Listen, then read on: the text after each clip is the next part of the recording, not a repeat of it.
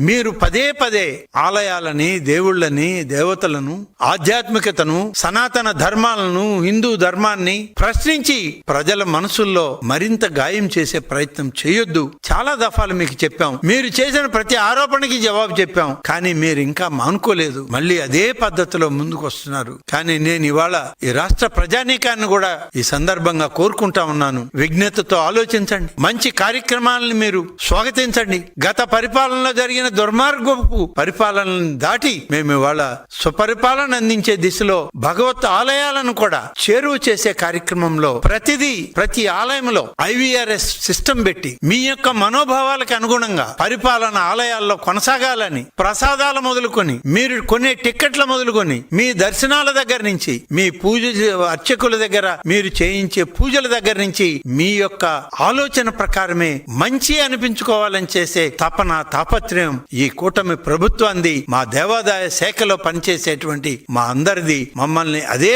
దృష్టితో, అదే ఆలోచనతో ఇవాళ మా నాయకుడు చంద్రబాబు నాయుడు గారు నడిపిస్తూ ఉన్నారు ఈ ప్రభుత్వాన్ని. ప్రజలు కూడా ఆలోచించండి. పదే పదే ఇటువంటి ఆరోపణలు చేస్తే ప్రజలు నమ్ముతారనేటువంటి ఒక దుర్మార్గపు ఆలోచన ఇవాళ ప్రతిపక్షానికి, వైఎస్ఆర్ కాంగ్రెస్ పార్టీది, ఆ పార్టీ నాయకుడైన జగన్మోహన్ రెడ్డిది. ఆ పార్టీతో అంటగాగి దోపిడీలకి నాస్తికుడిగా పేరు పొందిన కరుణాకర్ రెడ్డిది. ఇవాళ మళ్ళీ ముందుకు వచ్చి దేవాలయాల గురించి మాట్లాడితే ప్రజల చేత్కరింపులు ఇంకా కూడా మీకు కొనసాగే విధంగా ప్రజలు కూడా ఆలోచించండి. ప్రజల మనోభావాలకు అనుగుణంగానే ఇవాళ ఈ రాష్ట్ర ప్రభుత్వం పనిచేస్తుంది. ముఖ్యమంత్రి గారి ఆలోచనతో మేమందరం అదే ఆలోచనతో ముందుకు పోతాం. దైవమే ఇవాళ మా ప్రభుత్వానికి తోడుగా ఉంది. ఆ దైవం యొక్క అంశమే ఇవాళ ముఖ్యమంత్రిగా ఈ ప్రభుత్వాన్ని నడిపిస్తుంది, ప్రజల దరిచేరుస్తుంది. ప్రజలకు సుపరిపాలన అందించడంలో ఈనాటి ప్రభుత్వం పూర్తిగా విజయవంతమైంది.